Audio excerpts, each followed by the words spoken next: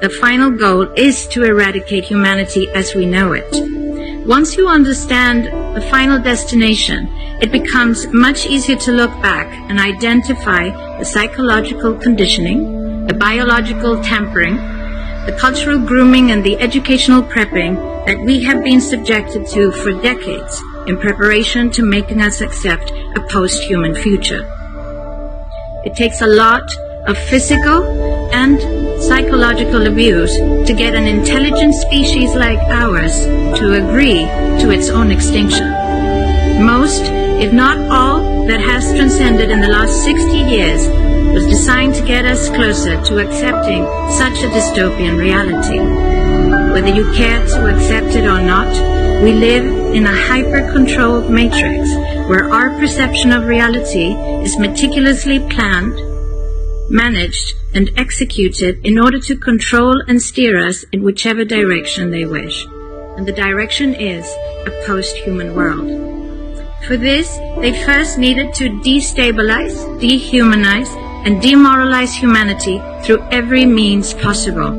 The destruction of the nuclear family, children being indoctrinated by the state, abortion, the eradication of God and spirituality from education, life in megacities and away from nature, toxic food, air and water, social media, replacing real human connection and interaction, engineered financial crisis and taxation, endless wars and massive migration, stress, anxiety, depression, drugs and alcohol, constant fear-mongering, moral relativism as the new religion, and I could go on and on about how humanity has been influenced and forced to move away from all the things that give us strength, security, purpose, and meaning.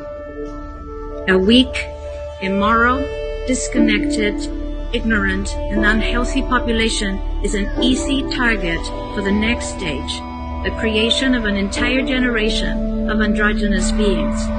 Masculinity is under attack psychologically, culturally, and biologically. Women are being replaced in sports, entertainment, and politics by men pretending to be women. And children are being indoctrinated at school to think that gender is a choice. The transgender movement is not a grassroots movement. It comes from the top. It has nothing to do with people's freedom of expression, sexuality, or civil rights. It's an evil psyop with a clear agenda to get us closer to transhumanism by making us question the most fundamental notion of human identity, our gender.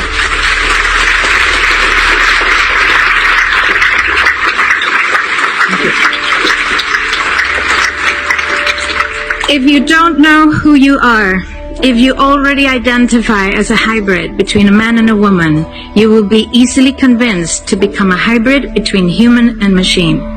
Gender ideology is the 2 + 2 = 5 from George Orwell's 1984 dystopian novel. It's the final test to see whether we will follow the most absurd party line towards our own extinction. But 2 + 2 = 4. And no matter how you choose to dress, call yourself, or change your physique, will not change that.